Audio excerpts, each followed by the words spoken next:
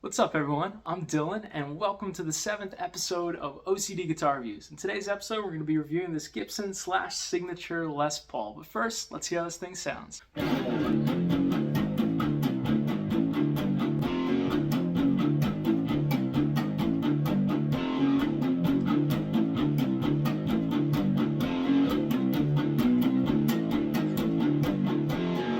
Now, I'm embarrassed to admit it, but prior to listening to Contraband by Velvet Revolver, my playlist consisted more of Eminem than anything else.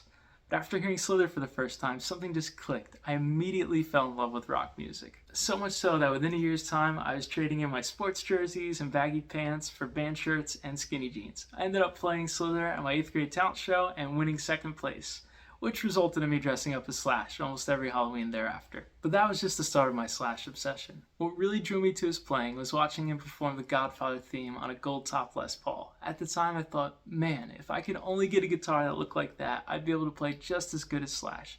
As you can probably tell, the seeds of guitar acquisition syndrome were being sowed at a very young age. Fast forward many years, I end up buying 2 guitars from Sweetwater with awful setups, but maybe it was my fault for asking for A sharp standard and G sharp standard. In any case, my sales engineer was kind enough to let me return both guitars free of charge.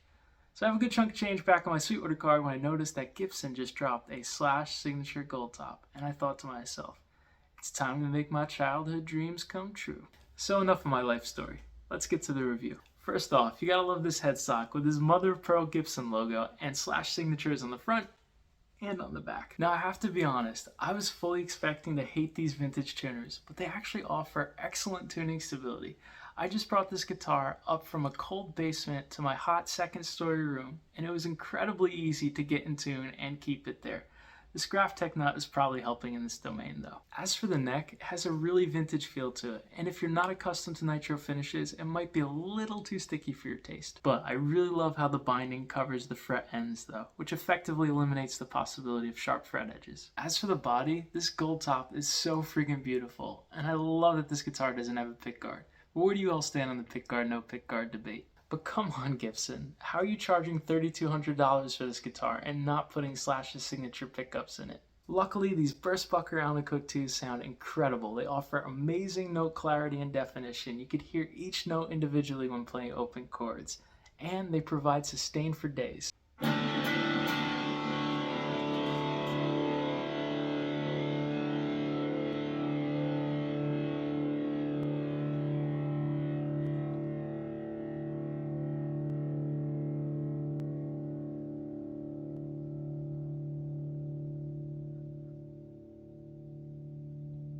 I will warn you though, with no weight relief, this guitar is frigging heavy.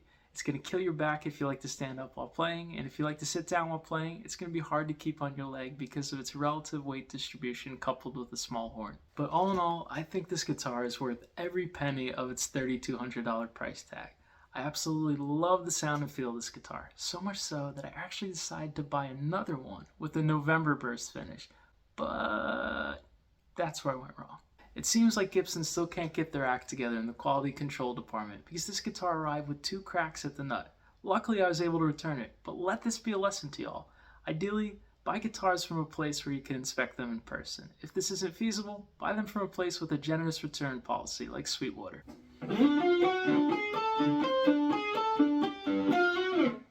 Thank you so much for watching. If you enjoyed today's episode of OCD Guitar Reviews, please click like, comment, or subscribe, and stay tuned for next week's episode. Take care, y'all.